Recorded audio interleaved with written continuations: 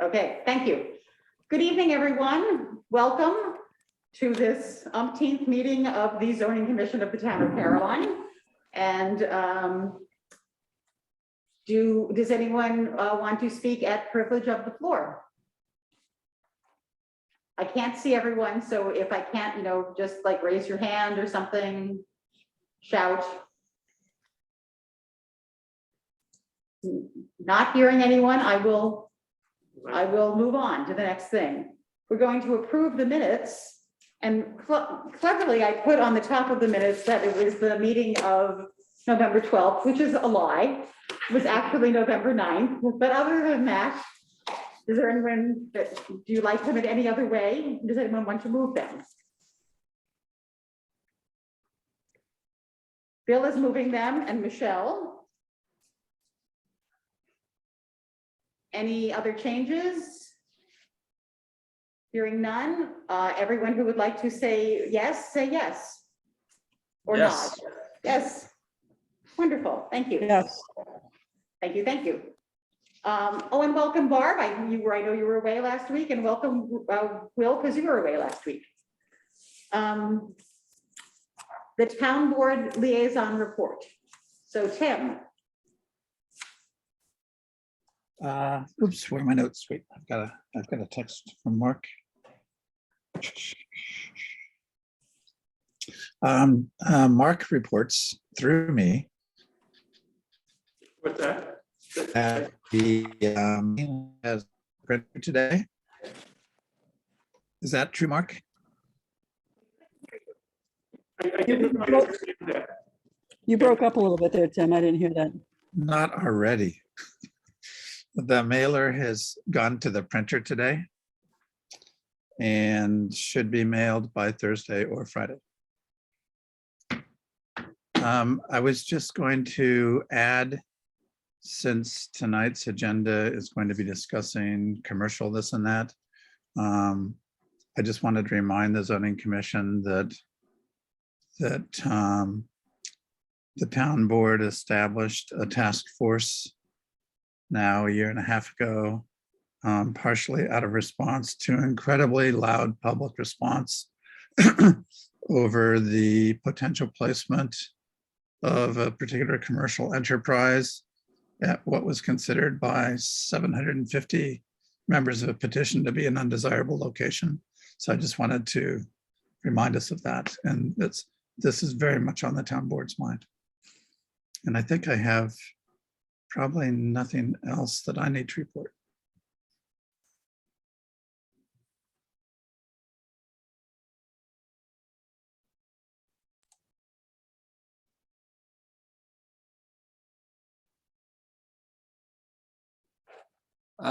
Is the town board with us? Yes, did I disappear again? No, you're there. I'm not hearing anything from Gene. I know. I think Bruce raised his hand, and then we didn't hear anything. Oh, okay. I thought it was my fault. No. Okay, so Gene and Mark and Bruce, if you guys are saying anything, those of us on Zoom are not hearing you.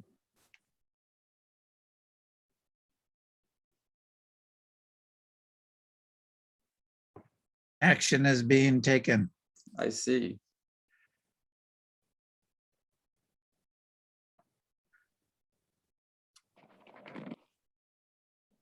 You won't see Bill de Blasio doing this. Hello? Okay, gotcha. Okay. Yep. Good. So Bruce, please I'll repeat repeat yourself. I said, wasn't there also a large constituent of people who were for the thing in a petition? Yes, there was a petition of roughly 95 signatures that came in and supported that enterprise. And then there was a petition of, I can't remember the final count, but it was somewhere close to 800. And as well, we received tremendous amount of vocal presentations throughout the task force, throughout the history of the task force, and the public presentations regarding the comprehensive plan of citizens asking the town board to be as aggressive as possible. And that's just the reporting. Okay, I understand that, but I also looked at the petitions, and I also was wondering, as there was a lot of signatures on there who were people who weren't town residents, which totally floored me. My recollection, Bruce, is there might have been a seventh of them or something like that. Many of them had just moved out of town, but yes, that's true. But I also believe that there were signatures on the other petition of people who weren't totally in the. Well, Okay, This is happening to anyway, petition. yeah, I'm just saying, it's worth mentioning because it was that way. okay, thank you. Bill, you have a report? With abject apologies to Will, I have nothing to report, but she and I have been in communication and I really will get on the battery loss sometime soon, but somehow I've been a little busy lately, so I'll get to it soon. Okay, thank you.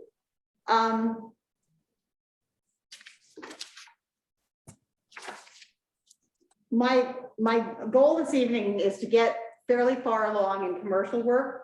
So what I put on the agenda is I'm turning this meeting over to Nan now. We're going to talk about the commercial zone. We will leave time, about 15 minutes or so, to talk about the hamlets and overlays, and another 10 minutes or so to talk about PowerPoints. So with that, Nan. All right, thank you. You know, just to, everyone knows, we've been kind of working through some of the possibilities for different zoning districts. We've talked about our ag rural area and hamlets. And the question is really what you want to see happen. Whether you feel the fundamental question is whether you feel you want to or need to have a special location identified in town, specifically oriented to certain kinds of commercial businesses, which those certain kinds of businesses are, as of yet, undecided. To kind of get you thinking, last week I sent you that same kind of matrix that we've been working off of on other districts that, and I can share this on the screen. Let me just do that real quick. Let's see.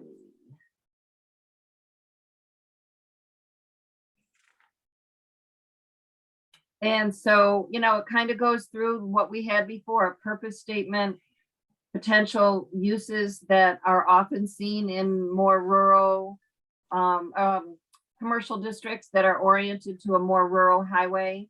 And then some, at the end, some various kinds of development standards that can go along with those. But I think the fundamental question that you need to discuss is whether you want to have a commercial district. If you want to have a commercial district, then we have to talk about what it is, what it's going, you know, what it's going to shape and allow. And, you know, like the other districts, we're going to have to pin down where that might be. So I think that in the various emails that have been going back and forth, there's been questions raised, such as, do we want any kind of commercial development other than what could go in our hamlet areas? What kind of businesses would we allow in a commercial district? I think those are fundamental questions. And so that we really, you know, if your decision ultimately is that you don't feel that it's necessary or consistent with the comprehensive plan's goals, and that you feel the commercial development needs in the town can be addressed through the mixed use hamlet or hamlets, whatever that decides to be, then, you know, then that's, we don't need to go through any of the other things that is on this sheet here. So I guess there's really no easy way around this other than to kind of put it back in your lap. And I would suggest, Jean, that we go around, call on people, find out how people feel about having a commercial district, let everybody have their say before we start discussion, so we can see where there's interest, where there's questions, and start the discussion that way. Okay. I am going to start with Barbara because she is on the top of my screen there. Barbara. Thank you. And I'm glad we're having this conversation. After we've had some of the other conversations about ag rural zones and at least beginning the discussion about hamlets. My sense, given my experience on the Land Use and Economic Development Task Force, and my experience so far on the Zoning Commission and hearing from residents of the town of Caroline, is that I will propose we put on the table that we do not have a specific commercial district. And instead, we consider two types of hamlets, as I think we've had discussion about before. Hamlets, set one of hamlets would include residential and some level of commercial development, and other types of hamlets would really encourage mostly residential development.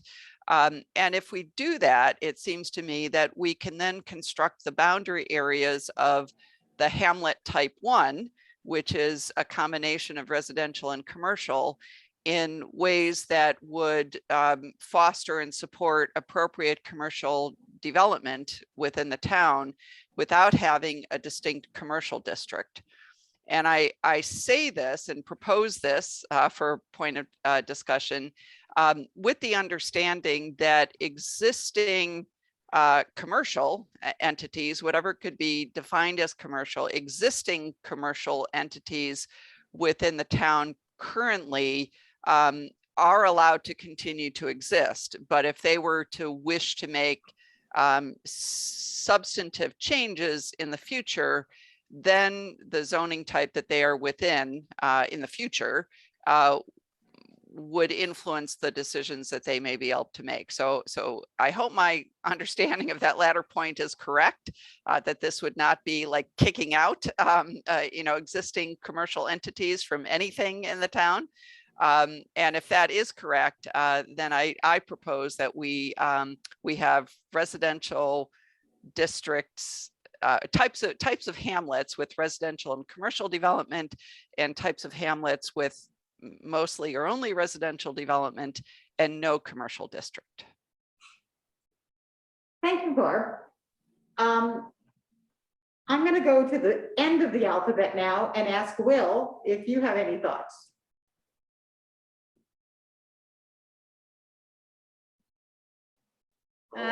I do. I thought about, especially about Caroline Center, watching the back and forth about is it a hamlet or not. And when it started being referred to as a crossroads, I think that's when the light bulb went on for me, because at past meetings, I've been trying to point out that there are neighborhoods, and I think Caroline has several areas that actually aren't that different from Caroline Center, and we think of them as neighborhoods. I mean, those of us who live in those areas, I think, see them that way, and they really resemble the crossroads more than hamlets, physically, but in terms of the feelings of people who live in those areas, I think there is a feeling of a neighborhood there. So I just wanted to point out that, Barbara, if you're in your mind thinking, well, one of the types of hamlets is more appropriate to like the Caroline Center or Bessemer type of crossroads or neighborhoods, then I'm certainly on board with that. I have some concerns about the commercial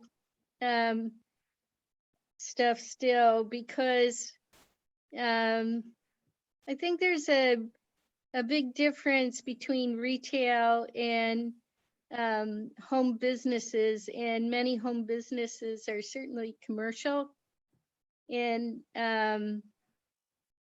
that's when it gets kind of, that's where I feel like we suffer from not having a good survey of what businesses actually are in town already. So when you talk about grandfathering, yeah, it sounds great, but I'd just like to remind people that when we wrote the citing law, there was discussion about things like, well, you know, certain levels of expansion, and some of those levels of expansion, I believe, and I'm sorry I didn't look it up before the meeting, ranged from 15 to maybe Bill remembers 50%. And so when you talk about expansion, you know, there's a big difference between 15 and 50% expansion. And if someone starts out small and they want to expand, I'm not quite sure I understand why it was okay for them at one size, but not at another size. So I guess I look forward to more discussion on that.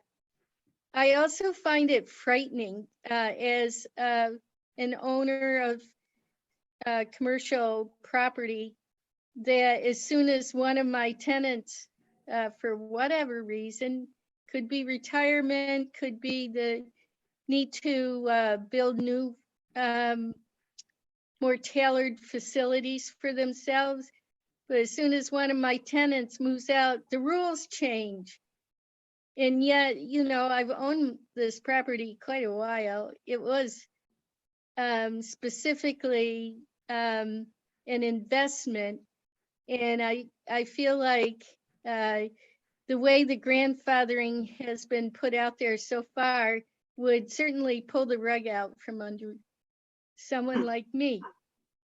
So I know we're not supposed to be looking at our own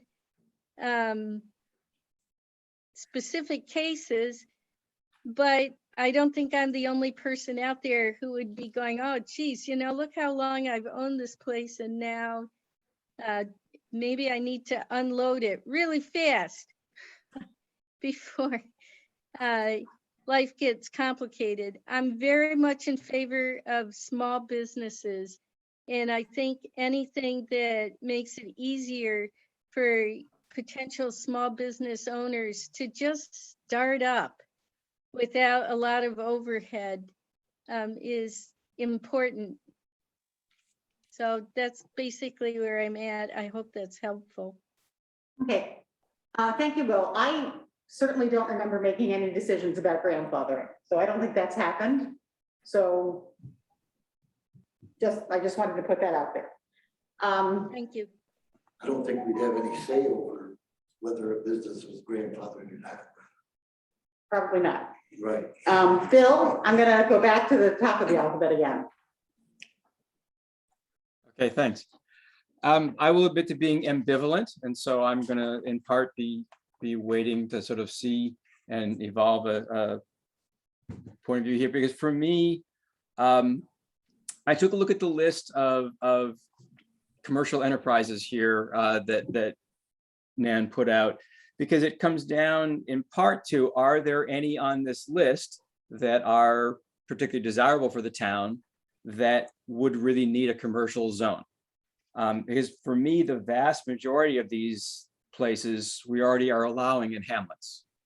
And to that point, I just want to remind Will and everyone else that basically we've already decided that any home business, that is where the primary function of the structure is as a residence, but you can do commercial activity out of it, is totally fine.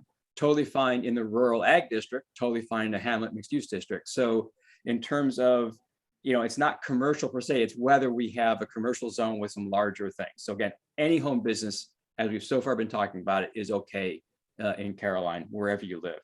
So for me, I was looking through some of these, and I think we might need to get to a point where we talk about some, because some of them I don't understand. I don't really understand essentially what the size and scale of a commercial kennel and a commercial kitchen is, for example. I don't understand, some of these things. So that would be one thing that if we do get to that, if the sense is that we might want to consider commercial district, then we'll get to my questions. And if the preponderance of opinion is to not have one, then we don't have to worry about that.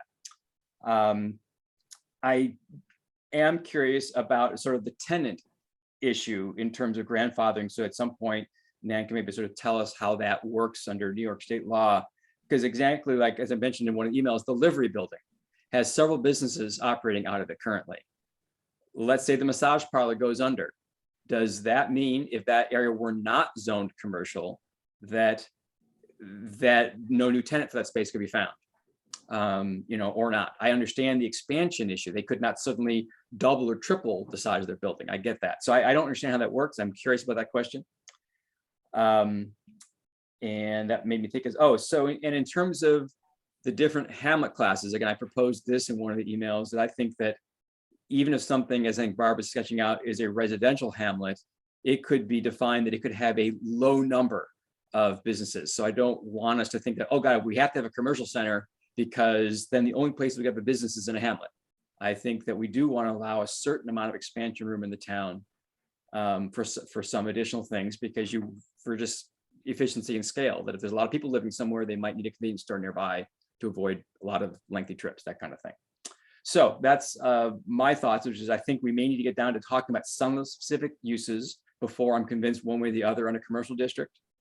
I see no huge reason why I insist that we have to have one, but I do understand that there may be certain things like this large vehicle equipment sales or service. Okay, we have at least one of those in town already.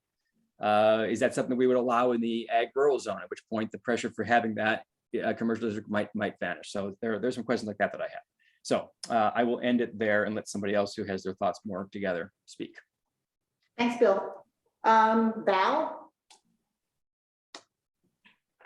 Oh, I thought you were referring to somebody who had their thoughts more together. I'll try anyway. You were, Val, yes. Yeah, I mean I'm looking at all these kind of things. There were the two questions. One of the things had to do with the commercial along 79, and I remember that was a big discussion in the planning board. Was that 79 is our greatest agricultural land. Now, do we just, I guess, give it up and decide, well, forget it? Even though 79 has the best access and it's the best place for all these kinds of large-scale commercial things, the things that would cater to people who might be driving heavy rigs, might be coming in on Route 79, might be, commuting one way or the other. Do we just say that those are the kind of commercial ventures that we allow along 79? And maybe that's the case. And the thing is, I think that I think 79 is different from the hamlets, because that was the other thing, is that my understanding from the plan was that we were trying to avoid smaller scale things, except for in the case of Caroline and Slaterville Springs, but smaller scale commercial ventures like I remember there was a very notable comment from somebody saying that we don't have enough bars in the town. The idea that things like that might occur in some of the hamlets, and that there might be other kinds of small social kind of places happening throughout the hamlets. I think that seems to be a sort of a legitimate concept. The thing that Tim was referring to in terms of the objection was this notion that is written into the comprehensive plan of formula businesses. And we have to be really, really, really careful in terms of stating, in terms of identifying commercial formula businesses as something, something specific and different from the typical commercial ventures that one might have in these towns. Because and also for the sake of public meetings and things, we have to make it clear that a formula business doesn't mean necessarily that we should prohibit any kind of national or international chain of something from entering here, but it has to do more with the appearance of that and its effect on the larger scale environment, parking, driving, roads, those sorts of things. And I think that there's the issue that we should be concerned with here is maybe more performative in terms of the commercial aspects of these things. How much, which is site plan review, I guess, again, but the notion of how much traffic it generates, how much hard surface they require, in terms of parking lots, those sorts of things. And then also, what is the impact on the sort of local ecology of the thing is very important with these commercial aspects. I think that anything that is obviously anything that has could potentially have major environmental impacts, dry cleaning, certain kinds, those kinds of things might be the something that we watch out for. But that's, I guess, is going to be part of the local review. Again, I'm more concerned with the performative aspects of these things and what they would do in the local environment than to the idea of districting them in certain places. The thing is that a bank is not going to want to locate itself probably in Speedsville. And so we know that there's going to be all sorts of determinations that are going to happen before they arrive on the scene. But there's some things that I think we have to be really careful of. So commercial development along 79, one of the questions, I think it's a really touchy issue, and I think that we have to be careful. It has to be the kinds of commercial ventures that we think can be sustained along 79, because 79 isn't we don't want it to turn into Dryden Strip. We don't want it to turn into Route 13, and so I think that's a big problem. So we know what we don't want, and now how we write that, whether we go through each one of these uses or not, I'm not sure. So I probably haven't answered any better than Bill. So go back to the beginning of the alphabet. Okay, Bruce. Yep. Well, I kind of feel the same way, but I believe if we are going to suggest that we have one hamlet, type of a hamlet that has kind of a mild commercial developments, not heavy. And if we are going to decide that we will let some heavy commercial, then I believe that the heavy commercial should be on Route 79. But what we are gonna say is okay or not okay, we'll need to discuss that. There's a lot of different things on there. Mhm. But when you're talking like a commercial kitchen or something like that, or a commercial solar facility, it's like we wouldn't really want that in a hamlet, as far as I'm concerned. But we would want it in a heavier place. So whether we do or don't, I guess that's up for discussion, just how we do this. And I'm kind of like Bill and Vale, we're, kind of waffling back and forth here as to just what we do. I mean, I agree that we should have different, like a hamlet Mhm. that can have light commercial, just because that makes sense, because there is a lot of it existing. Right. But when it comes to heavy commercial, I believe we should probably have a zone for that. But what would we want or allow? That's the big question. Thank you. Michelle.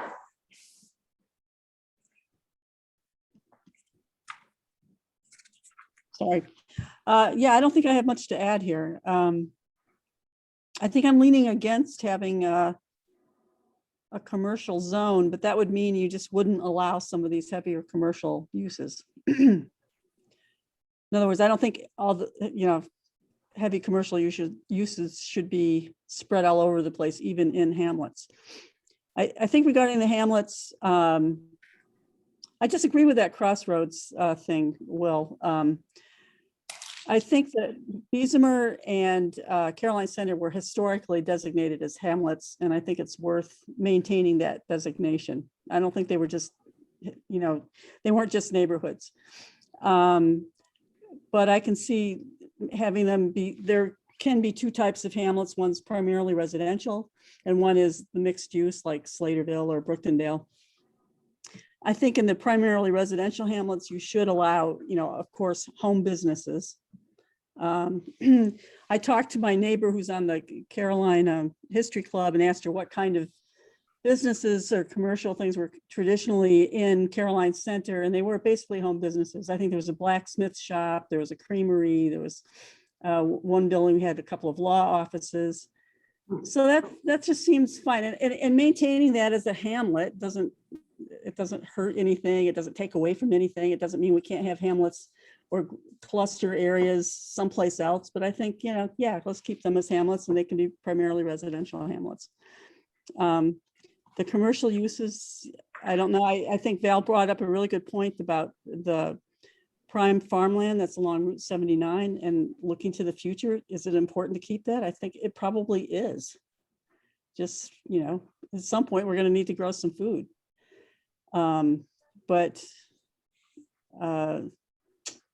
Yeah, so I don't think I've been very helpful, except that maybe there are some commercial uses that we just exclude, like some heavy commercial uses, unless you can figure out where the best place for them to go is.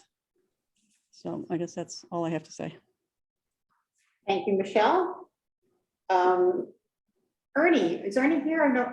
I haven't seen him yet. He was here. I still am. I still am here. You were blending into the background, Ernie. You're only about 3 inches high here. Yeah, well, bigger than on my screen. I don't have an awful lot to say, but I don't believe we need a commercial district.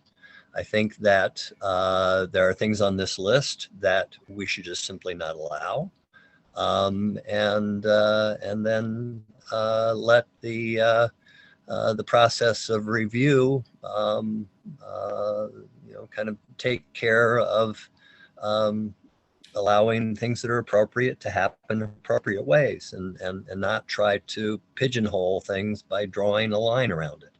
I don't think that that's really what the town of Caroline is about. You know, it has some little character areas, but there's a lot of it that's just kind of a mishmash of stuff, and that's just fine.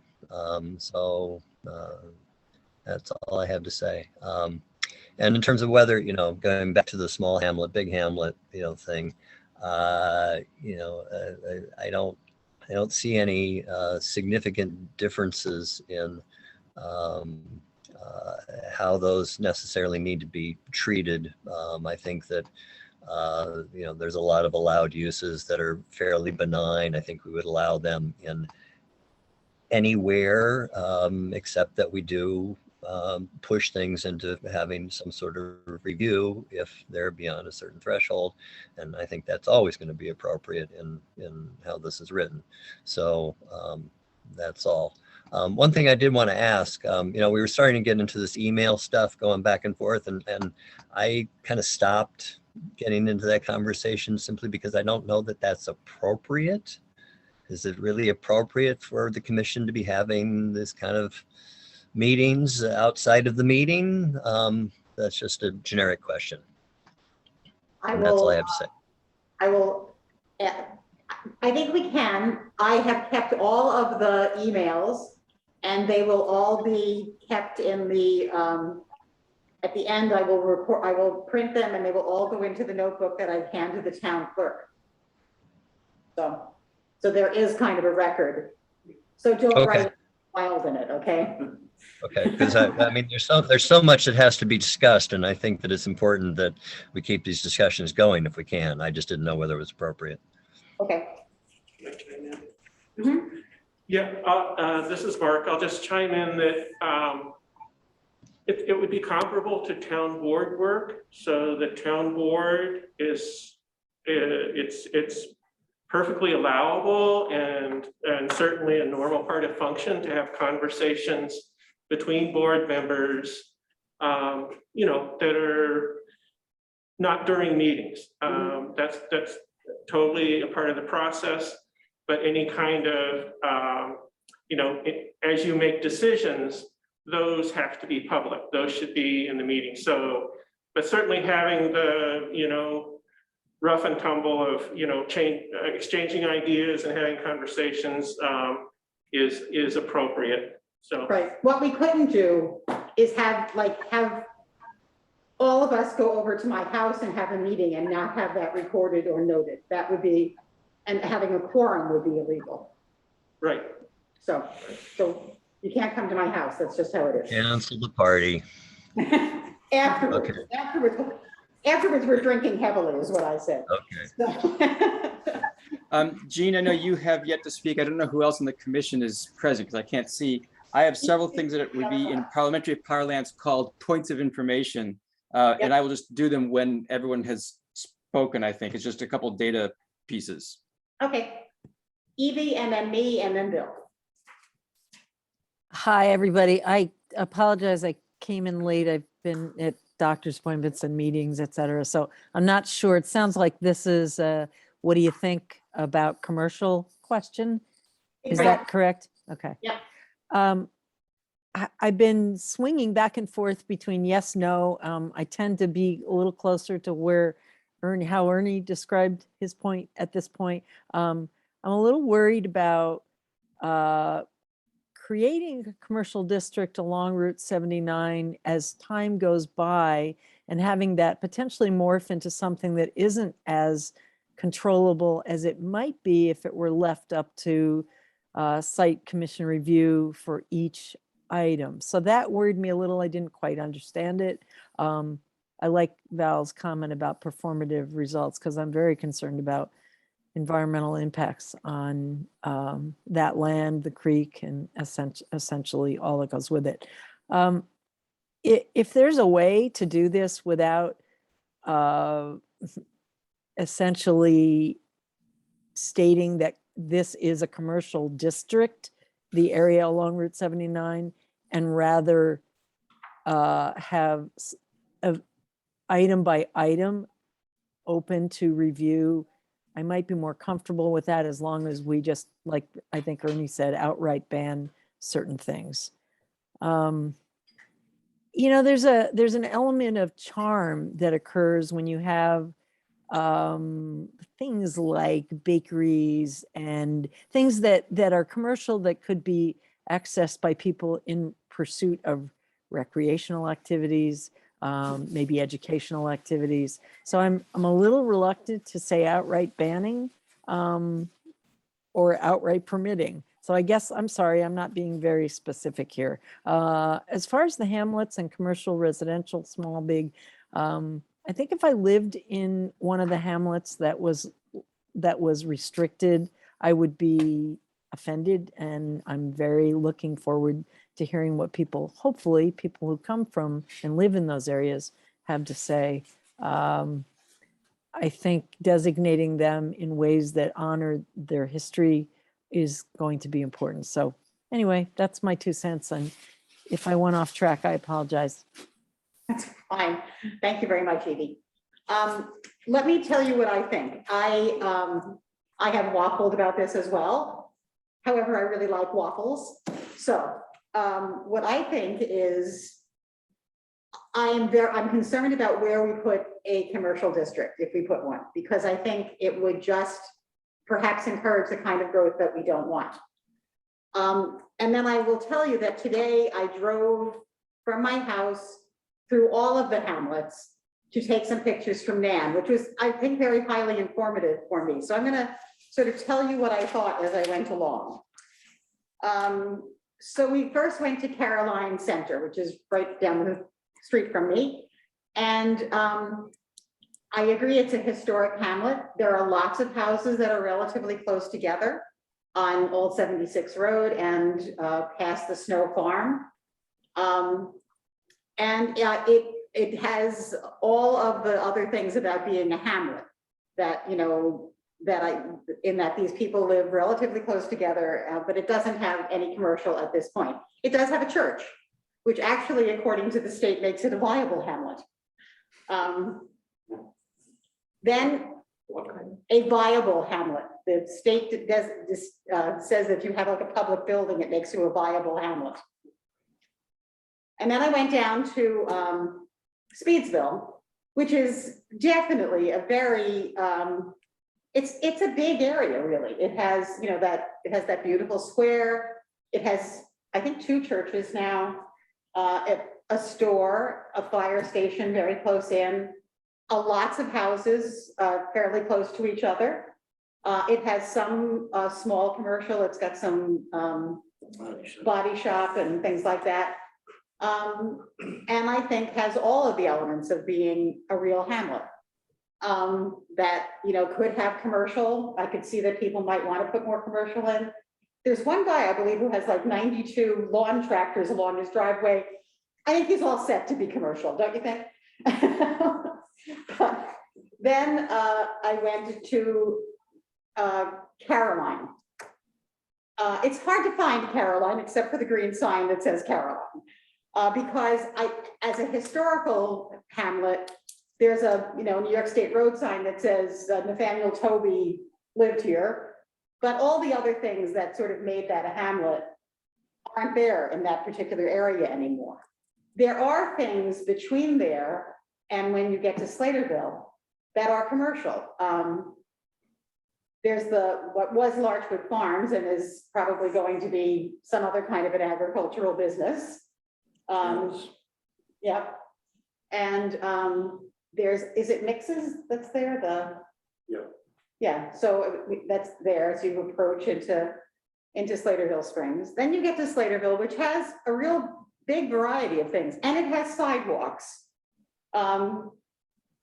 which you know, I think makes it kind of different. That and a little bit of Brooktondale have sidewalks.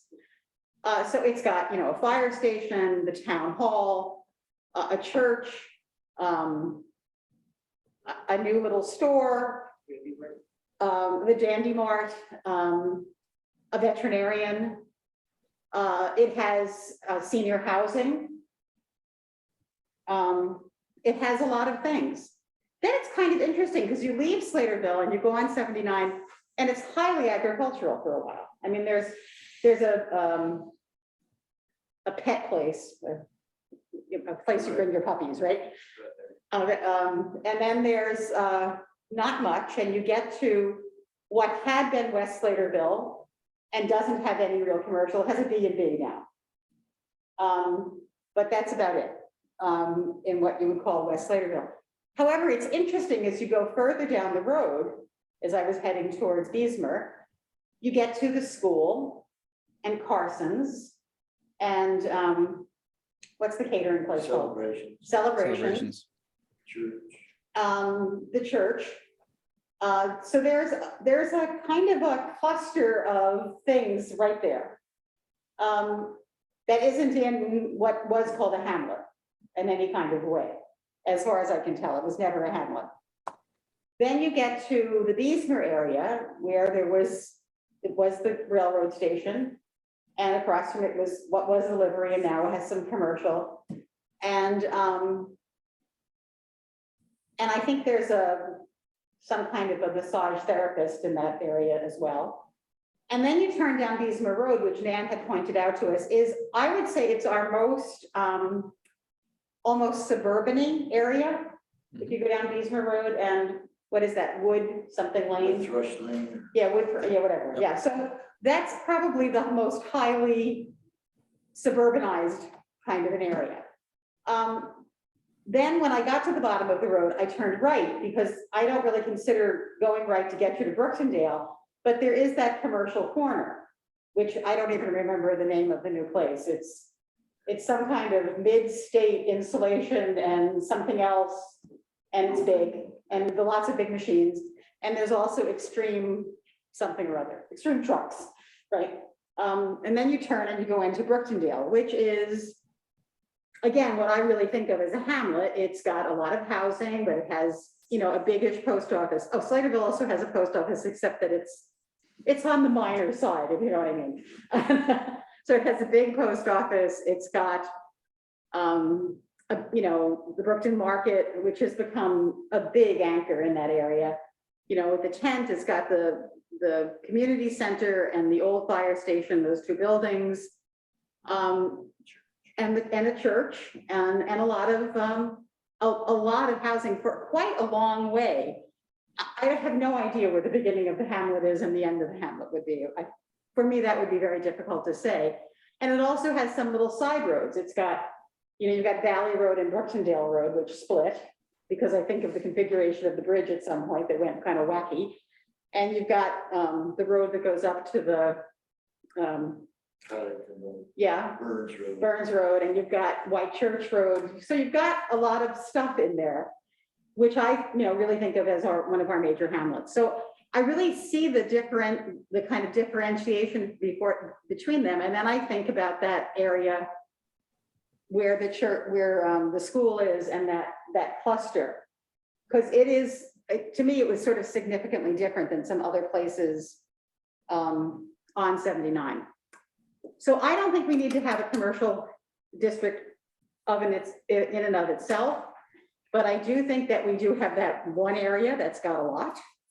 And I do think we've got, I think there are differences between the hamlets about what would be appropriate in some and not appropriate in others. So I think what I'm generally hearing is kind of, maybe we don't need to have a commercial district. Maybe we go through these uses and say what should be in hamlets and what we don't think should be in hamlets. Two hands up. Yes, okay, so I think I And- recognize Bill first and then Barbara. Okay, thanks. And yeah, and this, well, it's not entirely irrelevant now where things have moved to. So just a few points of information. So remind everybody that commercial solar is allowed in the ag rural district, at least as I understand things. So we don't, again, need to feel we have to create a commercial district in order to allow commercial solar in the town. It is an allowed use. As I understand, we had set things up in the rural zone.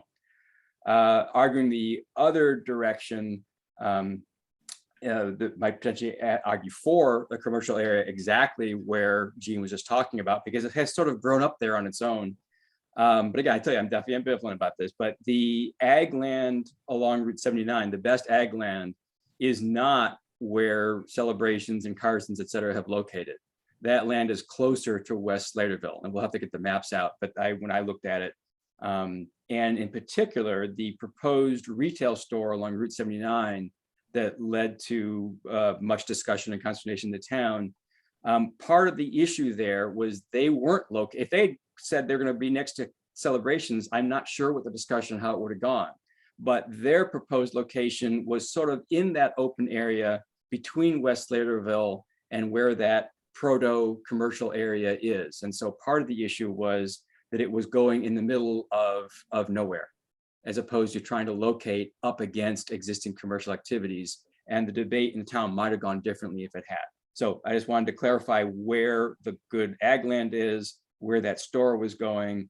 And I will also say, to Ernie's point, you know, as one of the most guilty parties in the email exchange stuff, you know, meeting time is so short and precious that I was trying to get a certain amount of discussion done offline to save our time here. And I'm really glad to hear from Mark that that's okay. Because I do feel bad and hope that indeed I wasn't doing anything inappropriate in terms of open meeting laws or anything else. So glad to hear that that was okay, because indeed our time together is so short. Barb. Yeah, thank you. I just want to remind everybody, as we talk about existing situations and existing hamlet-like areas, that part of our charge as the zoning commission is to be future oriented. And so even though certain characteristics exist in actual areas now, I think part of our charge is to think beyond that as we're developing boundaries of whatever districts or zones that we decide are appropriate for the town, and to develop those boundaries with a future orientation. Meaning for a mixed use hamlet, for example, not necessarily drawing lines around what exists now, but where we think would be appropriate for the future Caroline to have the boundaries of a mixed use hamlet, or a primarily residential hamlet, or whatever else it is that we think is appropriate for the town. Thank you. Can you see Tim's hand? It's against the yellow ceiling. No, I couldn't. Tim, your hand is against your beige ceiling, but it is still raised. Thank you. Yeah, Gene, I just wanted to add to your description of what you observed as you're driving along is I don't want everybody to forget about the Deerfield Lane residential area, which is between Snyder Hill and Landon Road. And just in relationship to that, almost the entire side of Route 79 west from Snyder Hill Road and much of the other side is residential. So I just wanted to add that in there so we don't forget about that spot. Thanks. Thank you. Tim, do you have anything else you want to add? No, I mean, I think that one of the challenges here, one of the questions that I would have for Nan, and I've noticed this also came up in the discussing the ag district things as well, is the tendency to defer to site plan and site plan review. My understanding of our current situation is that the challenge we face is that the review board has no teeth. And so I guess I would question how much you want to, if that's indeed how this would work, Nan, kick into the review board without giving the review board much more explicit guidance. Yeah, I'm glad you brought that up, because that was, I feel that is very relevant, because in the course of this great conversation, there's been a lot, several of you have mentioned, performance kind of zoning, and leaving it up to the review process. I do need to caution you that there's two kinds of review processes. One is the site plan review. And if you recall, we've talked about that the site plan review gets at the things on the ground. Where's the building going to go? Where's the sign going to go? Where's the parking lot going to go? And how do you put those in a manner that meets, the goals of the area, environmental protections and things like that. So when you, in a zoning law, when you have a use, just say gas station, just because that's on my mind. Someone wants to put a gas station in and the zoning says that's an allowed use with site plan review. That unless you can prove through the environmental process or through the review process that they cannot meet any of those or all of those standards, it is very difficult to say no to something that is an allowed use that needs a site plan review. So the other side of it is the special use permit process, which is the companion to the site plan review. The special use permit process reviews the use itself. So it doesn't matter where things are on the land, it matters how that use functions. So does a bakery function differently than a car lot? That's what, and those, so the two work together. Site plan review and special use permits usually work together. But again, by legal definition, a use that requires a special use permit is a permitted use. It is not something that you can just willy-nilly say, nah, we don't want it. It is an allowed use. It has certain conditions that you are allowed to put conditions on. Like you might say, well, we are going to allow a car lot, but we're going to require the lights that they have on there to be turned off at 11 o'clock, or, I'm just pulling something out of a hat. So I caution you that this is why we have zoning. Because zoning identifies the uses that you want and where you want them. And while site plan review and special use permit reviews are extremely important and can go a long way to protecting the environment, having better building design, they are not something that should be relied on to stop some use that you don't think is appropriate in the town. So the question, so the performative things that Val was talking about are critically important. We can get at those things with site plan review and special use permits, but I think that you really should be cautious about putting all your eggs in the basket of, well, we'll just let it get reviewed at the time it comes up. And if it doesn't work, we can say no.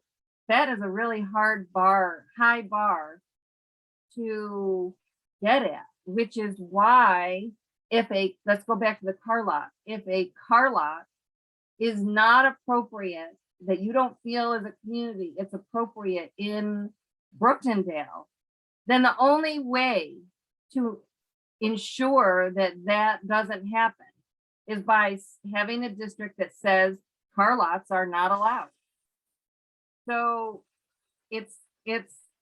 I just want to caution you that too much reliance on site plan and special use permit review processes, while they're extremely powerful, are not the they're not the be all and end all to control the kinds of things. Like, let's just go back to your franchise business that was proposed.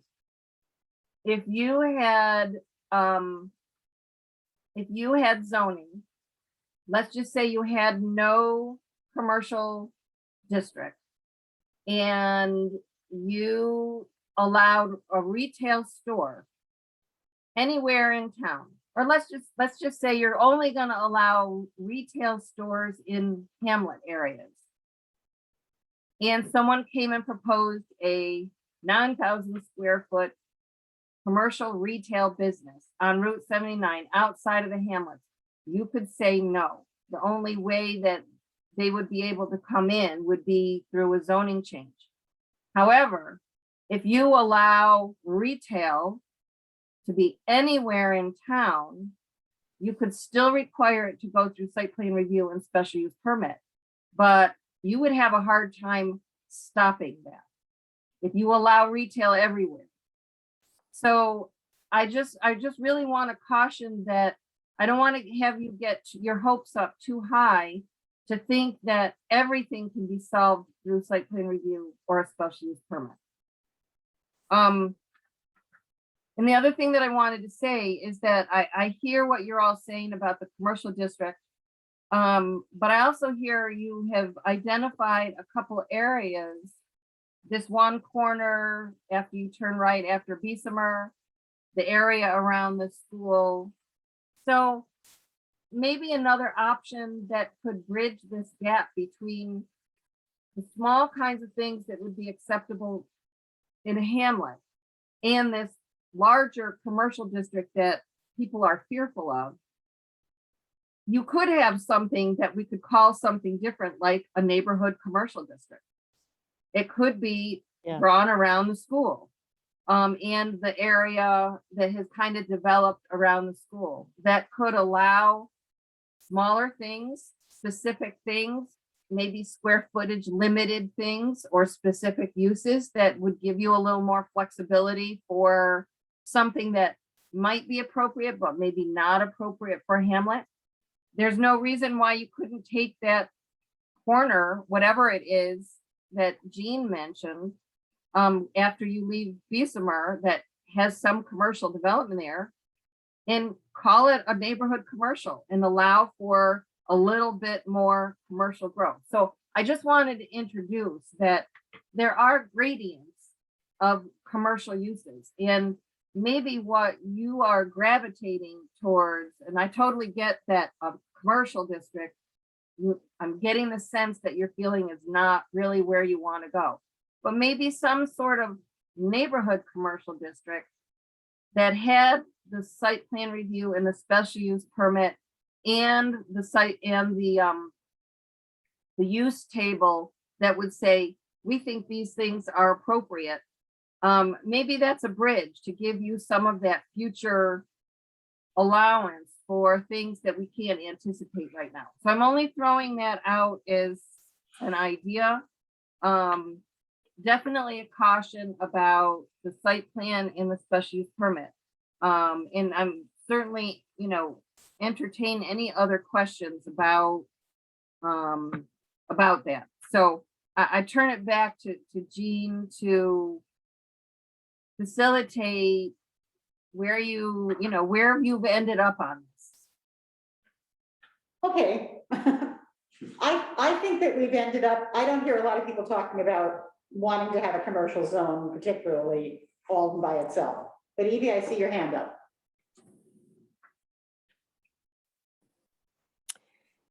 I'm really happy to hear what you just said, Nan, because while you were talking earlier, I was having this thought of little mini malls of commercial areas along 79 that were very, very site specific, and I didn't know if that was a possibility. So that is cautiously very appealing to me, at least. What I would like to do, and I will do this at the earliest opportunity, is do what you did, Jean, and drive down 79 with that thought in mind of where or how or what might be appropriately cited in specific locations that gives viability for business, but doesn't turn that strip into what someone said. We don't want to become a strip like what Dryden has, and it takes away from the rural character of the town to do that. So that's really appealing, and thank you for bringing that up.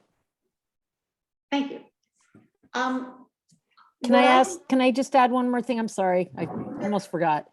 Does it make any sense for us to think specifically about what we would never want to allow on those commercial sites, and whether that's now or later? I think what we're going to try to do is go through that list that Nan has about commercial and say never, yes with restrictions, or sure. How's that? Nan, does that work for you? So let me, yes, that works for me. So what I'm hearing you say is that you want to go, so let me just get this straight. You want to go through the list to kind of see what fleshes out, and then you would decide whether those kinds of things could be appropriate for a mixed use hamlet district or a neighborhood commercial kind of small district or something else. Is that what you're trying to get at? Yeah, I think if we say never or sure, this is fine, like in hamlets or, attached to somebody's house or whatever, then we're sort of left with things in the middle that we sort of have to think about where we would put. Okay. Make sense? Okay. So can you put that back up on the screen, that list? Is it not shared now? Yeah, Oh, it's up here. Wait, it just has to be bigger. Sorry, you just. I Okay. can see it. I cannot actually read that from here. Oddly enough. Let me That's much better. on my computer. I can do it on my computer. Is that better? Much Yeah. better. Okay. Yeah. So, Nan, why don't you read it? Because I have a hard time reading it. Okay. The first one is just. What was that? Val, let me go back to Val because I see his hand up. Yeah, no, I just wanted to say that in terms of things like what we were concerned about in the comprehensive plan with the formula uses actually goes across a number of these things where, for example, one might say that actually it's fantastic to have a bakery, but maybe we don't have a Dunkin' Donuts that is exactly looks like every other Dunkin' Donut on a corner or someplace. Formula businesses, we make one of the things on the list and we. Right, I'm suggesting that might be something that we say no to. Yes. All across the board, perhaps. Okay. Val, I have a question for you. So is it the look in the function of the Dunkin' Donuts, or is it the fact that it's a Dunkin' Donuts? So for instance. No, this if- is, no, we actually made it in the, there's a statement in the comprehensive plan that defines these businesses. And clear that in terms of what we see, which is where the idea is that the appearance of the place and the goods and everything that they sell are not localized. In other words, they're not specific to a thing that corporate identity and corporate sort of menu or whatever it is somehow predominant, and that there is absolutely never any usage of local products. There's et cetera. Goes through this whole list, and I think it might be one thing that we could use as across the board, and it seems to have actually stood up across the country in a whole series of legal challenges when it's written into zoning laws. Okay, let me ask people in general, because that's not on the list. We say, what's the wording? Franchise. Well, it's kind of strange because I can imagine something like, I don't know, like a Starbucks, which I'm sure they will want to be in Caroline Center. A Starbucks wanting to locate there, and they will do it, but they would have to look very different than all the other Starbucks, and that might be a good idea. Well, that's what I was trying to ask. So I Right. guess the question is, if a Starbucks could, let's just say where the Brooktondale Market is, let's Right. just say that building was sold to Starbucks and they put a Starbucks in there. Would that? Oh God, no. But I'm just using that as an example, but just say that here's a commercial building Right. that's repurposed to be a different kind of commercial use that happens to be a franchised business. Yes, I think So, because from my understanding is that the prohibition against franchises doesn't work typically legally across the way, but the idea of prohibiting a business that where their identity, I think it would. I'm reading it from our plan. Formula business. Right, a business that appears in numerous localities, nationally or internationally, little recognition of its specific location, with standardized inventories of products at virtually identical buildings and signage. A chain store might be customized for a specific context. Formula businesses remain indistinguishable from each other, regardless of their situation. That's what we So say. what about a dairy, the Dandy Mart? How does that? I think that those are actually different. There's only two of them, or maybe there's more than two. Oh, there's many more than. But the thing is that, but also we're talking about retroactive versus, Yeah, we can't go back. right. I see Bill and Barbara's hands up, and then we'll talk a little bit about this and Bruce, and then we'll try to go through this commercial thing. Bill. Okay, so yeah, I mean, you're echoing Val, there's been a lot of discussion of formula businesses specifically in the comp plan, but also in hearings, et cetera, for the moratorium, whatever. So Nan, to you, so there are a number of levels of objections to the formula business basically as a model. One of those is the fact that they are cookie cutter and so therefore don't reflect the local character and quality of Caroline. That was one of the grounds on which a lot of folks wanted to keep them out. As there were other objections raised having to do with the business model in terms of how they treated their employees, where they sourced materials, there's a whole laundry list. Your specific example about the Brooklands Market is an interesting one because the concern more often raised was if a Starbucks went in down the road from Brooklands Market, that would have probably a significant impact on that local business. And while you cannot sort of essentially try to protect local businesses per se, that was the hope and intent, that what we'd like to see is local employment, local businesses, local ownership. And so one of the objections to formula businesses is the extent to which they often actually hurt other businesses in the community. And dollar stores are a prime example of that, where they will come in and have very cheap goods, particularly very cheap groceries, but the groceries are like Cheese Whiz, right? I'm being a little supercilious here, but there are food deserts where good food is impossible to find, and people did not want Caroline to become that kind of place. So that's the reason for some of the objections to the form of businesses, not so there's a whole slew of them. I am of a different opinion than some people. I can see a form of the business potentially locating in certain areas of the town, most likely along Route 79, most likely closely contiguous to Slaterville Springs. There are many of the people in town that disagree with me strongly on that and don't want to see one anywhere in town. And that's what this group has to decide. So in terms of form of businesses, I'd be fine with saying no, or at the very least, they have to look more like a normal business in Caroline and not their corporate self. Thank you, Bill. Barbara? Oh, yeah, thank you.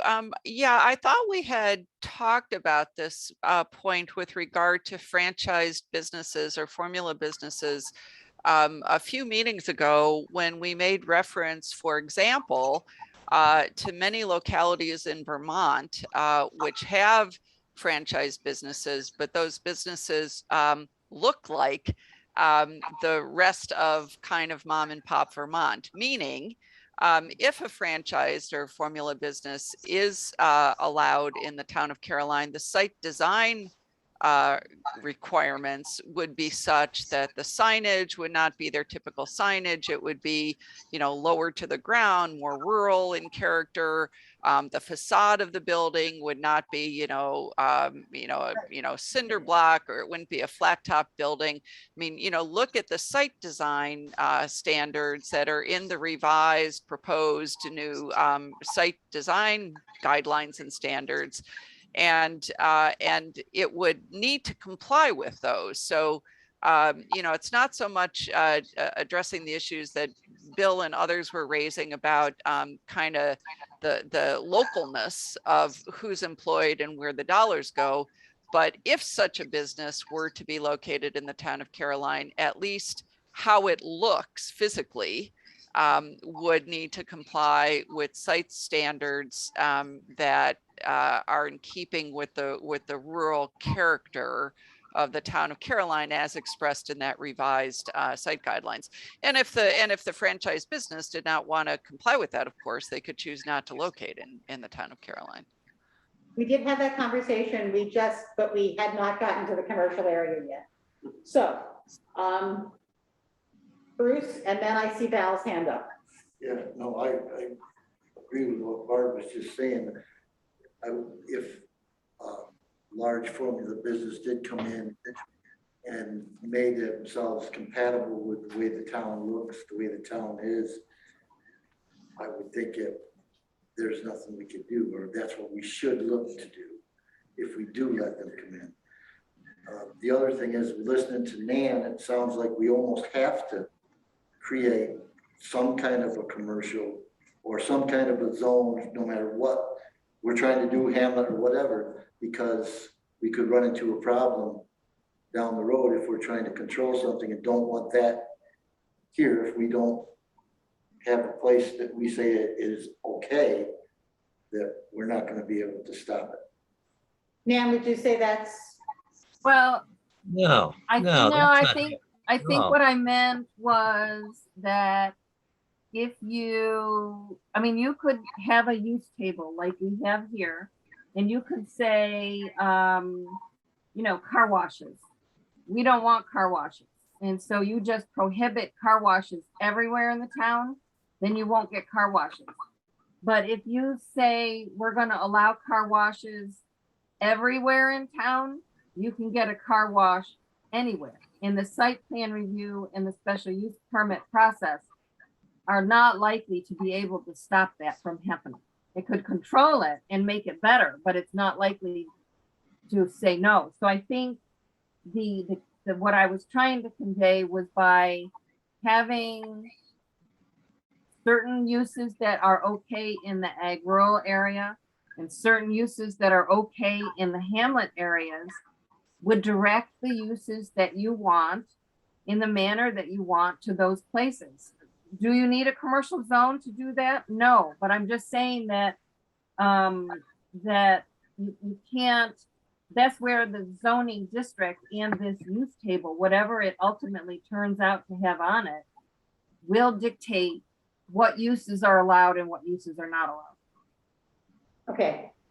Val, and then by God, I'm getting to this list. Okay, yeah, I'm sorry. I know we just want to go, but so I'll try to be quick. That one of the things that with the formula business thing was not just appearance, but also things like inventory, because it was also trying to address the idea that there might be more local products and things like that that would be featured, that the cream that Starbucks would have would be local cream or something like that. But and the other thing was that the franchise thing, which is a totally different thing, situation, which we didn't include in the comprehensive plan. But that Nan, I think you're probably could be an expert in this, but there are zoning things where they say that certain franchises are not allowed if there is one of them within 10 miles radius, or another one within 10 or 12 or something like that, where they establish a radius where you can say that a so-and-so store could not be allowed if there is another one within a 10-mile radius. And I've seen zoning things written like that. That might be something that we think about in terms of the franchise, which I think is a little bit different than the formula business. Sure. I mean, you could have a franchise run out of your home. You could run a mathnasium from your home, for instance. Yeah, I sell those cosmetics. What's it called? I forget. You could also, if you have a franchise business, you have probably signed something that says that you could start another location, but you can't start another location within a certain distance. So that's sort of how they're done. But we are now going to go on to this. Okay, accessory structures customary to commercial uses. What does that mean? Yeah, I mean, that's usually like the zoning jargon. That means that when you have a business that you're allowed to have one of those fenced in dumpster areas, that an accessory structure might be a sign or fencing, so those are just the typical things that you see that go along with a commercial building. Okay, so Barbara? Yeah, could I just have some clarification in terms of what we're doing now with this list, because it's titled potential uses in commercial district. So I'm a little unclear if that's what we're saying, is that we are going to have a commercial district and these are the uses in it, or what we're doing, just growing out of the conversation we just had. Let's retitle it, and I would retitle it commercial uses, and we have to make a decision about where they should be. Would that make sense? Yeah, that's helpful. Thank you. Thank you. Okay. So accessory structures customary to commercial use. I would say if we allow commercial use, like the place to put the garbage and the signage, you would have to have, but you would have to have your site specific issues, right? Does that make sense? You need site specific. I don't even know why we're even addressing this thing. I mean, I think this should just not even be on the list. Well, they're typically just to clarify. I don't think you should spend a lot of time on it, because a commercial use, these things just go along with the commercial uses, but I think that's fine. The adult uses is already governed by local law 2 of 1989, and unless you want to update that, it already establishes, I forget, so many feet from churches and schools, and it had a whole list of things that you had to be such a distance away from, but you cannot prohibit adult uses. So, you could change your distances and make it more prohibitive, but you can't say no to adult uses, because they're considered free speech. To read the adult uses law and see if we think anything needs to change. Would anyone like to do that? It could be very titillating. Yeah, all the hands go up. Yeah, I don't see any hands. I'm going to read that. I was gonna say, where is it? It's on our website. It's on the town's website. Okay. Jean, Yep. Jean, one question, in the interest of time, and this may not make sense, so just tell me no. I mean, would it make sense to sort of like read an item and say, does anyone have a reason to think this would require a commercial district as opposed to being in a hamlet? Say so, rather than have each of us go around in each of these things, which might take a long time, or maybe that's what you're planning anyway, so. Okay. Auction house. Did I hear something? Somebody describe what an auction house You know, is? it's generally a barn, or some sort of building, and people bring whatever to get auctioned off, you know, house sale items, you know, could be anything So it's from. just got a big parking lot and a building. Right. Right. But they Um, can be pretty unsightly, as they sometimes are. So, Going towards where we go. Yeah, well, that's what site plan is for, is the unsightly part, right, Nan? Right, exactly. You Okay. can control the unsightly part of it. I don't see anyone objecting. Auto body repair shop. My only No. thought would be maybe to limit the size. You know, if we have a commercial district, fine, they could be big, but if we don't have a commercial district, you might want to limit the size. So that you can Okay. only have a 2-bay or a 3-bay or something like that. Okay. A bakery. I think again, this is a difference between we're making all the Wonder Bread for the nation or we're making some apple pies, right? So this is a limit to size. But we're gonna have some size limits in general, right? Right. Right. A bank. I don't have any objections. I can't imagine it happening, but I don't have any objections. I don't think there are any banks anymore. Talking about ATMs, right? Please don't tell Greg Hartz that. He'd have a heart attack. You mean there's no money? Again, limit size, you know, Yeah. including parking and stuff. Batteries, we're having a local law, right? Right, Well- but the law doesn't say anything about where they can be, because when we wrote the law, we didn't have that option really. Interesting question. It could be, they are more compact than say a solar facility, which has to be out in the country probably. There are concerns about safety and fire hazards, but you know, they are located in cities already. So I don't know, I guess I'll, you know, yes, the zoning law might want to dictate where those are.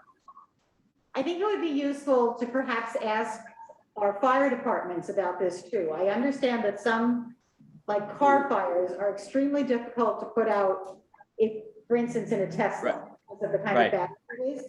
So I think The- that you don't want to put something here that would require our fire departments to buy lots of new equipment that we can't afford. Right. So just so you know, Gene, the planning board did meet with at least 2 of the local fire chiefs, because the third one couldn't make it, and had that discussion with them. And Good. this has been bumped up actually to this Ithaca hazardous materials team. But at any rate, no, the bottom line is we don't have the capability. No volunteer fire department does. And that's a huge question. Don't get me started. Move on. Okay, bulk energy storage and distribution facility. What's What that? is that? Yeah, this is like Clarification? one of those big propane distribution, you know, like they have those big huge propane tanks that trucks come up and get filled with. You know, so it's a bulk energy place, not like Okay. where you go Not get not your. allowed. Not Not allowed. I'm with Not Ernie. I allowed. mean, if we were to have it, it'd have to be in a commercial zone, but I don't want to have it no matter what. So yeah, not allowed. I agree with not allowed. Everybody feel okay about that? Yep. Okay? yes. A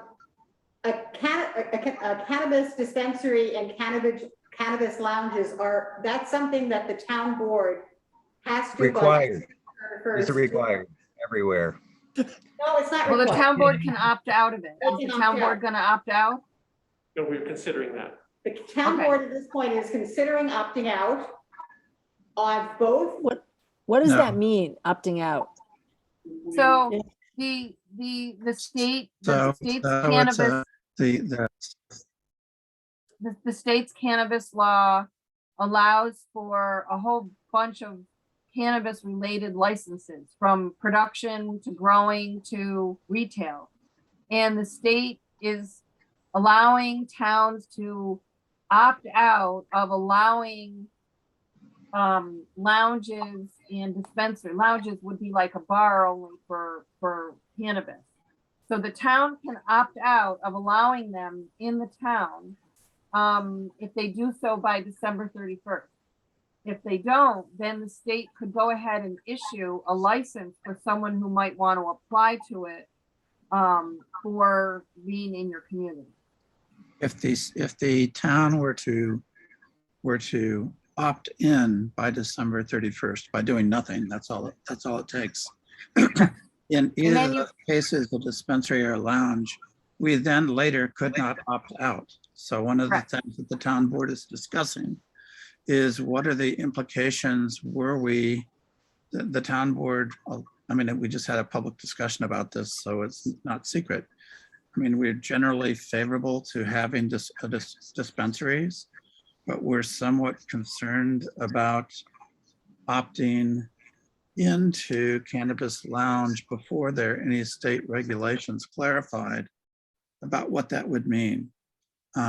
So what we're also trying to determine is what would be the implications hypothetically if we opted out of one and opted in out of the other, and what would the tax revenues we get as a result of that as well. So we're engaged in research in that right now.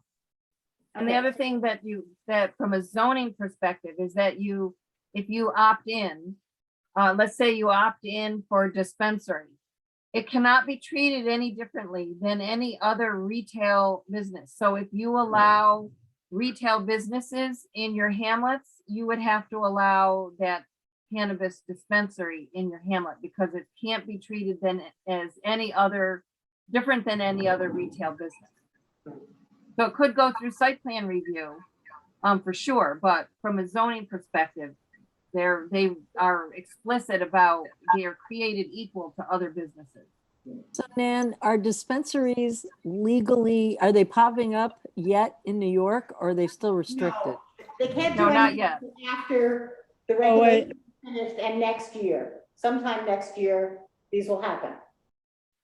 So have- for purposes of this zoning commission discussion, should we assume that the town has not yet made a decision, and so we should assume that the possibility exists that there could be cannabis dispensary and cannabis lounge, and so for our purposes, the zoning commission should say, well, we have these concerns, or we don't want it for zoning purposes, but we'd only have it in the hamlets or whatever. I mean, it seems to me that that's where we are, that we shouldn't, that the town board can do something different, but we should assume that right now, both of these are still on the table. Okay, Nicely. so how do people feel about a cannabis dispensary? where I have it is I have a on- Yep. I have a feeling that a lot of this will depend on how our neighboring towns are going to decide. I hate to say. Neighboring towns have decided nothing yet. So we're all doing it. We will So make it's we like- will make our like own COVID. decision. Yeah, I know. So whoever, if they decide no, if we decide yes, it's going to have a major impact. Okay, so I'll just propose that for our zoning, we say yes to dispensary and no to lounge. Okay, I agree with that. yeah. I agree with it, but I'm concerned that it's perceived as restrictive, particularly if we allow alcohol bars and not cannabis lounges. And that's a troubling thought to me. So I don't know what to do Yeah. with that. And good I point, agree, Evie. And that's- I'll go with the town board that once the regs are in place, we can change. I think that's a good point, Evie. right. This I is, mean, are there typically dispensaries and lounges together? they It can could be, be, they would have to have two separate licenses though. right. I don't. Yeah, and I will say I just returned from Massachusetts a couple of weeks ago where there seems to be a dispensary on every corner, and they are what I saw were, and I'm sure there's a lot of variation, but what I saw were quite a pressure to be elegant and attractive visually. These things are pretty extraordinary. Yes, I did go in one of them just to see what they were like. Very professional. Yeah. I'm not a partaker, so I was just curious. So yeah, I'll take my wine and bourbon any day. But it seems to me that I want to be careful that we're not being, at least I don't want to hear myself being an old fuddy-duddy and not being equitable about these things. Okay. But being careful too. Tim and then Bruce. Yeah, while we're on this, I just wanted to take it for the town board's purpose, take advantage of Nan's presence. Nan, can you clarify something that I was wondering about? would a cannabis dispensary then not be not be able to be in an agricultural district? You hear what I'm trying to ask? Exactly. And that is unfortunately not decided yet. So we don't know yet whether entities that grow cannabis are going to be considered farms. They may be classified as something else. And so there's no real clarity on that really important question yet. Okay. That- Bruce, that was your question? That was my question, but I also have to think that if we don't, dispensaries, that it's very large, like I just visited my son in Telluride, in that small town, there's 8 of them. Yep. So. There's a lot of taxes. This is a lot of taxes, people. So, Just saying, it's like I 2 guess, blocks and there's 8 dispensaries. yeah, I guess I would say, yes to both if the town allows it. But what would other people saying? Yes. Yes. Yes. Okay, I'm hearing yeses. Yes. Car washes. I worry about water usage, but you know, what can I say? A lot of them reusing. They reuse water, yeah. Can we stipulate that the water would have to be reused? Are we able to do that legally? Yeah, I think you could put restrictions on water use. Sure, that would be something that they would have to be able to prove that they could do that. So and- if you did something like that, wouldn't you want to extend it to businesses, those requirements to businesses that wash a fleet of vehicles? Good or point. Truck companies? You might want to do that anyway. I think probably so, if we get to those. It You is could now, restrict, it is now 8:50, and these are the things that we have said we were gonna do tonight. We're gonna talk about hamlets and overlays, talk about the PowerPoint for public meetings, and answer, and that. And we're gonna try to finish by 9:15. So I think we have to stop this, and go to the hamlets and have a discussion about that, because we said we would. Is that okay?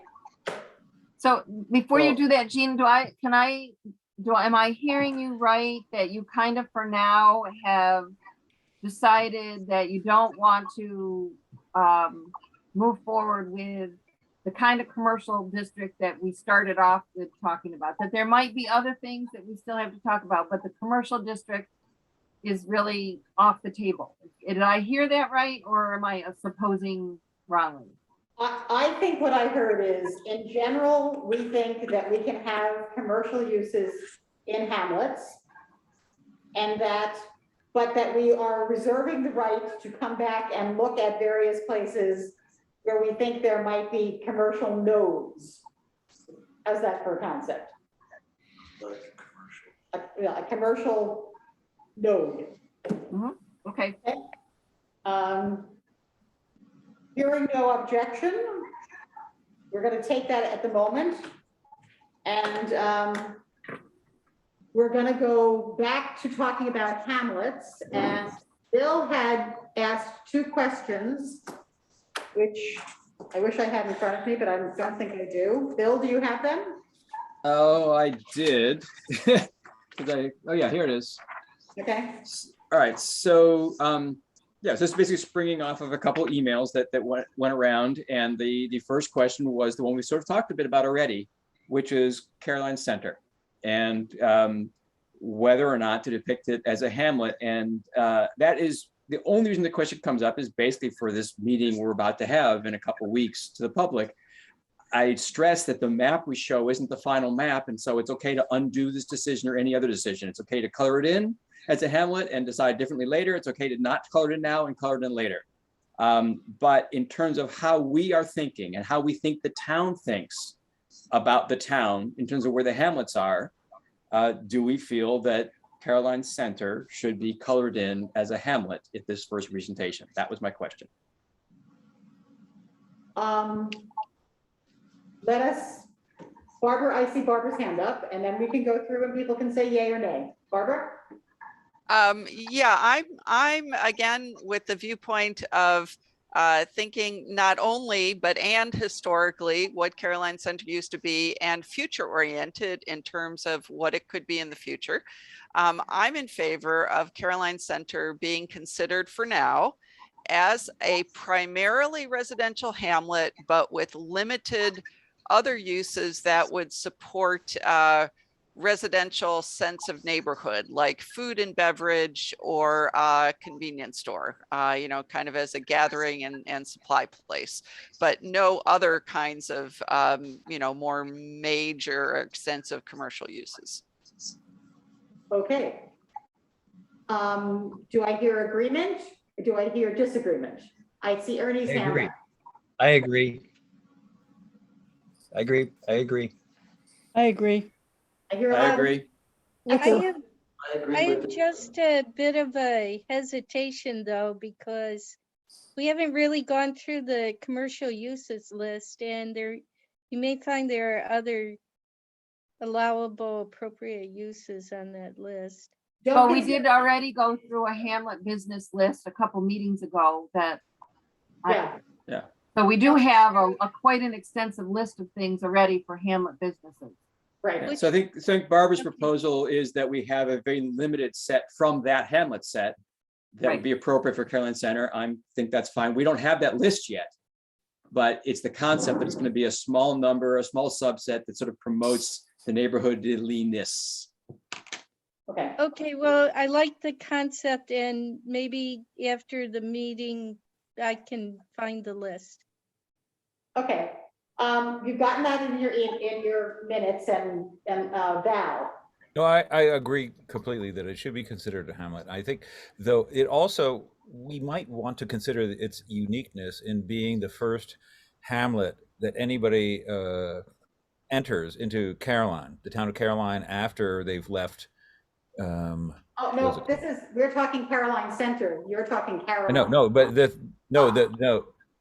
that it, don't they around along Route 79? No, Caroline Center is where Buffalo Road and Old 76 Road cross. Okay. Okay, well Oh. that's different. Never mind. Because that was where the historic location of the old 76 bar and something like that, right? Yes, exactly. Okay. so. Okay, well, it's a historic district already. We should have tours and things. There should be tours and everything. Yes, absolutely, that is true. I saw. Let the record show this is an Emily Litella moment. I forget. Caroline Center versus Caroline. Never mind. I don't know what don't. designate, as far as ag land goes, but there's quite a bit of ag land very close to that. Yes, like the Snow Farm Well, and, yeah, and the other way, going And the other towards way Camp too. McCormick and going down towards Tavelli's and that way. yep.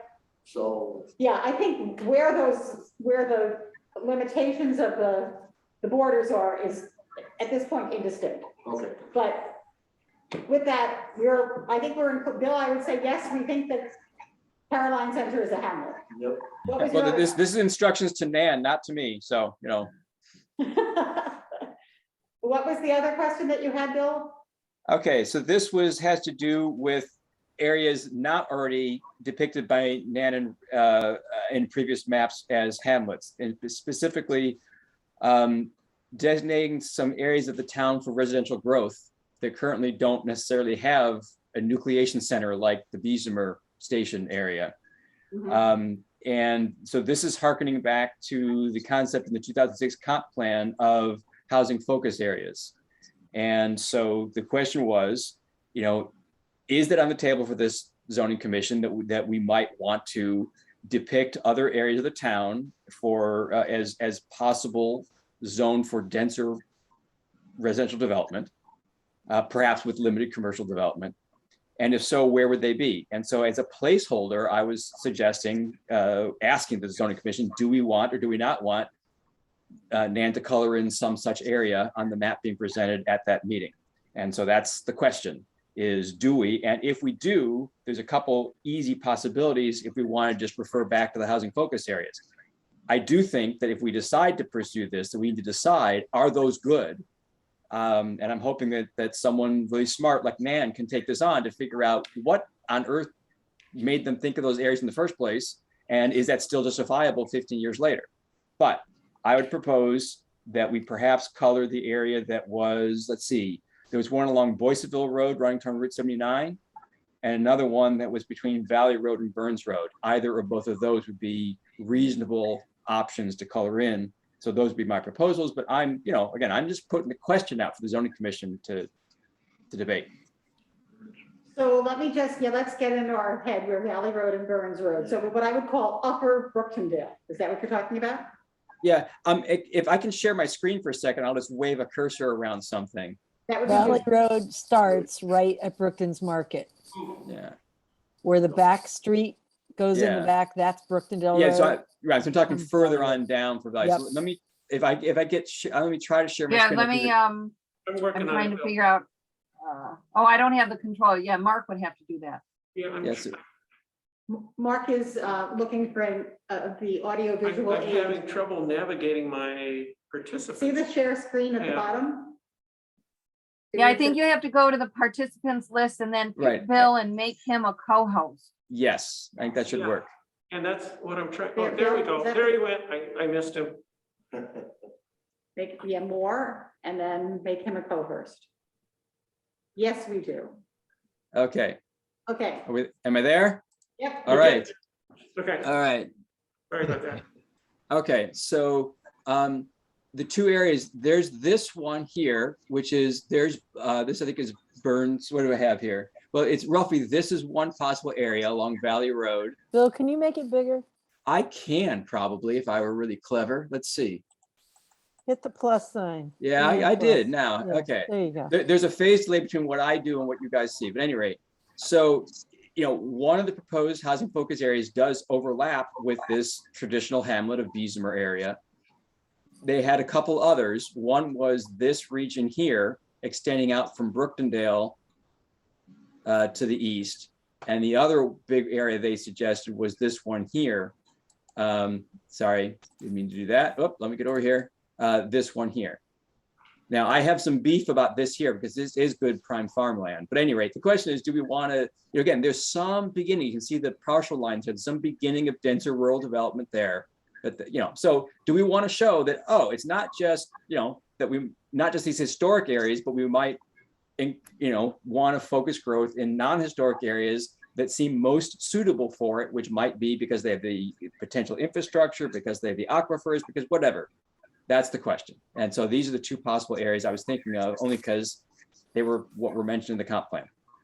What do people think? Jim has his hand up. I will also unshare my screen. Tim I and then think.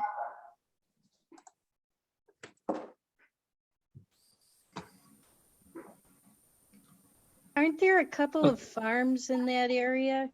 I was just going to mention that there was, Not the horse farm?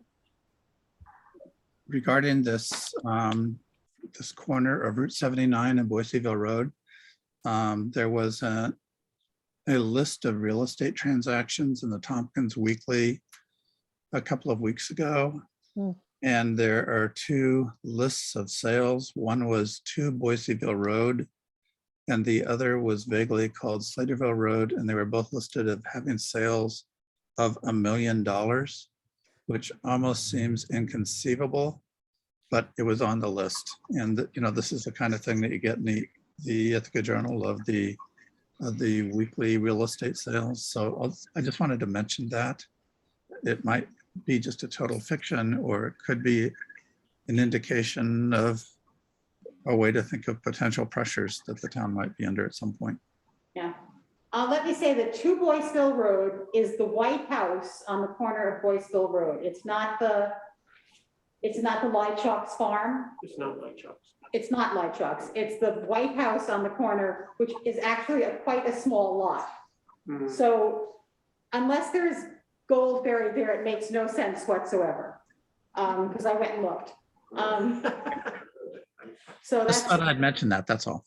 all. You got amber glass for the water. You could get amber glass. Okay, so the other thing, Let's see, Barbara has her hand up. Yeah, thank you. I'm generally in favor of the notion of housing focus areas. However, I'll just go back to, we don't know yet what the boundaries of hamlets are going to be.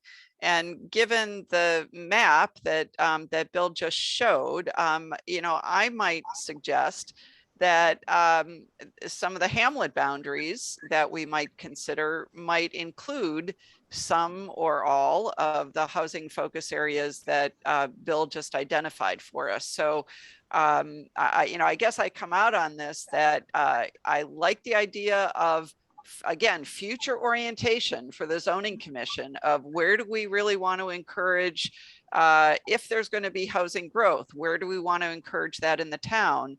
But I'm not sure that that merits a designation of a separate housing focus area versus just a wider boundary for the definition of a hamlet, whether that's a mixed use hamlet or a primarily residential hamlet. You know, I think that's still up for discussion. Okay, thank you. Michelle?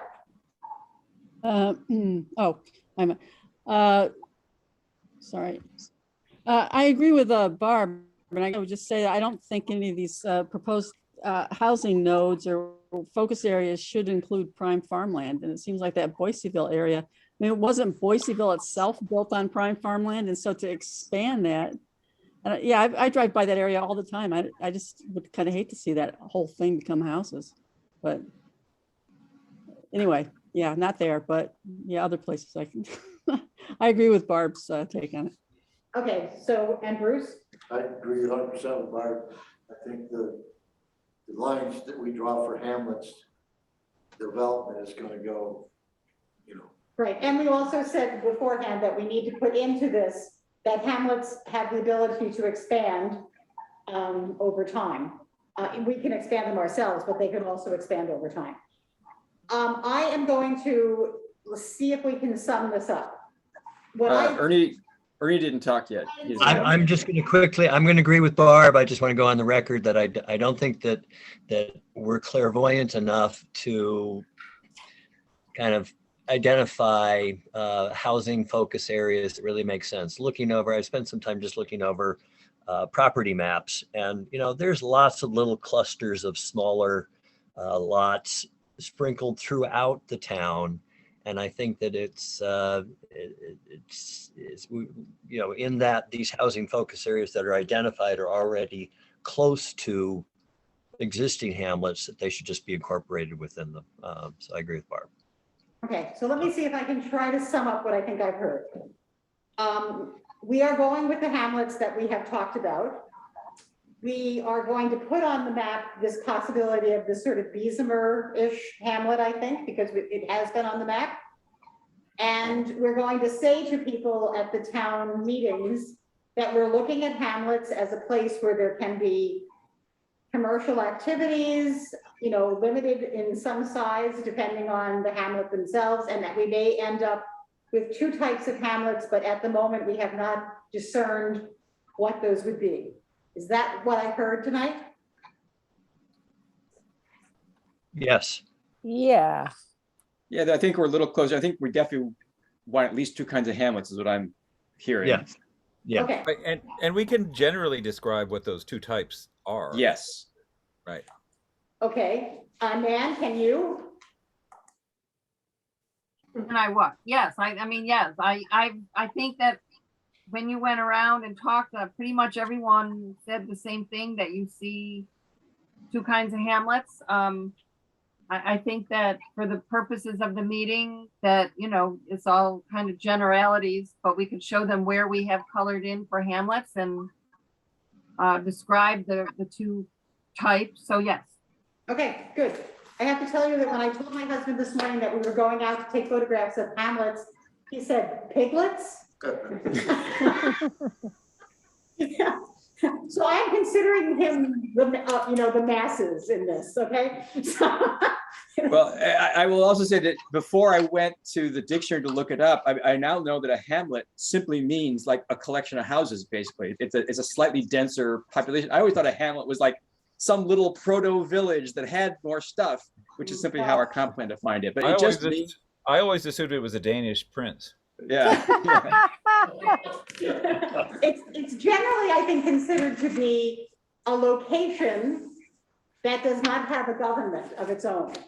In other words, it's a location that might have a post office, for instance, doesn't have to, but it doesn't have a government of its own.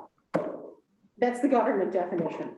Anyway, let us move on to, I believe, the last thing on the agenda, which is the PowerPoint and where we are, and do we need to meet on the 30th? Nan has redone the PowerPoint, which she sent out this afternoon for people to look at. I want to thank everyone for making really good comments, and she's incorporated those, and there's more photos.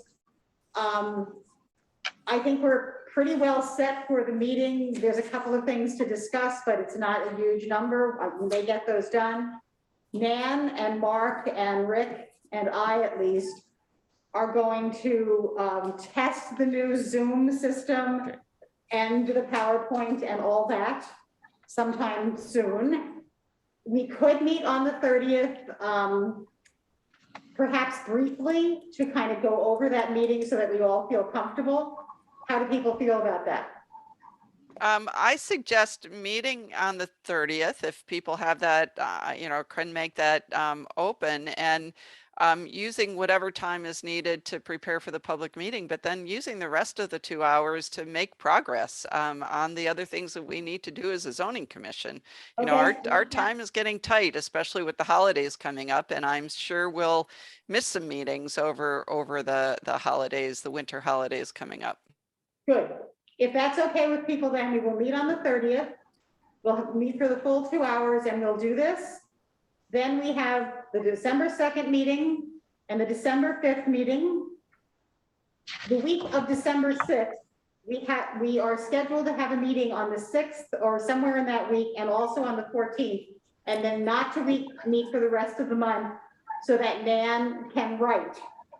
And then not until the second week in January.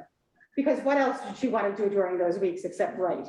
So wait, so go back. I just want to make sure that I have these dates. So I may be a little late on November 30th, but you can start without me. I have a training that I have to do at 5 o'clock. So Okay. are we meeting on the 7th and the 14th, or? Well, the 7th, as I understand, we can't meet because it's a town board meeting. Oh.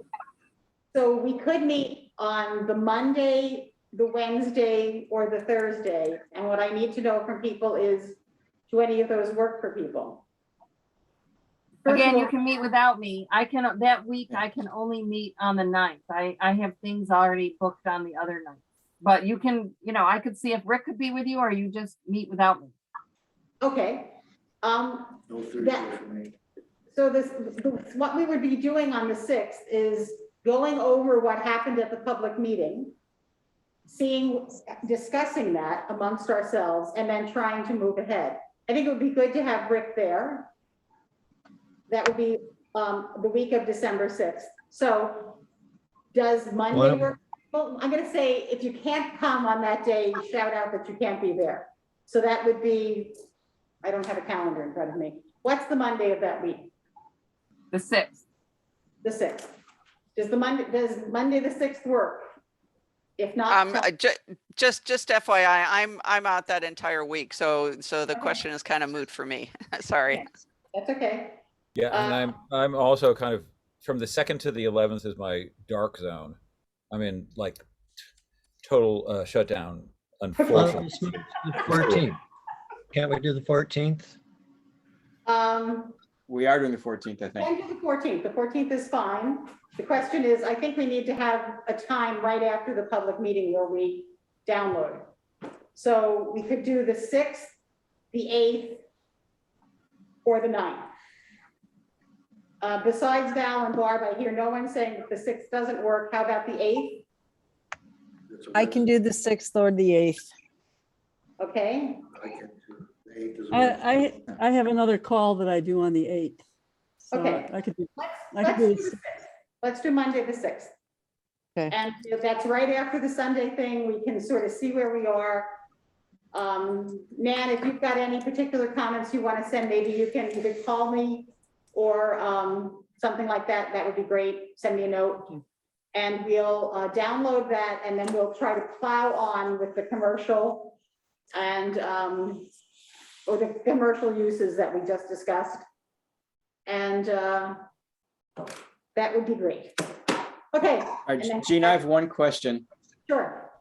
So I think we can probably handle this at the November 30th meeting, but I just want to toss it out there. So, I know that after the in-person meeting, there's going to be this open house where we're going to encourage people to turn in cards and put Post-its on maps, whatever. And as most of you are aware, I've been wondering what equivalent we are offering to people who attend the virtual meeting, because they are exactly people who won't want to go to that open house.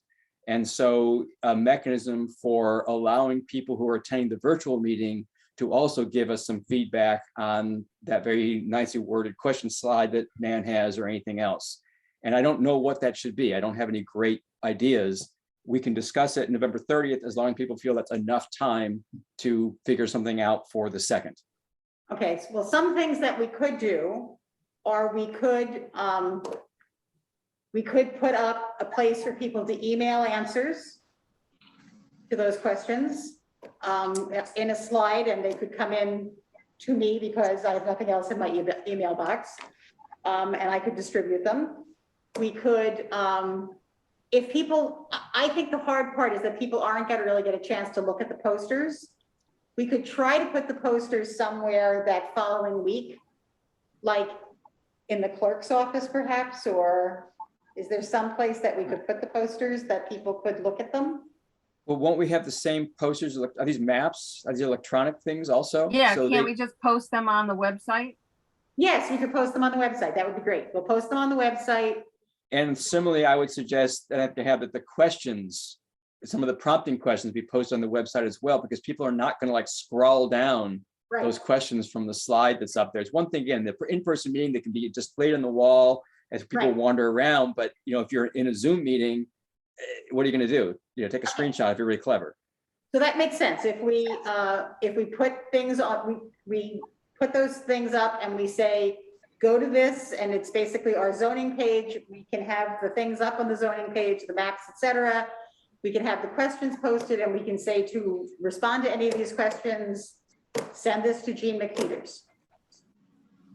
Works for me. Okay, Okay. fabulous. Thank you, everyone. I think we actually got through a fair amount tonight. And I look forward to seeing you again on the 30th and on the 2nd and on the 5th and on the 6th and on the 14th. So we'll be going over this commercial list. Yep. Have a happy Thanksgiving. You too. Same to, and a Yeah. safe one. Yep. Thank you. Thank you, everyone. Don't Thank- burn the turkey. Thank you so much. Yeah. Good night. Good night.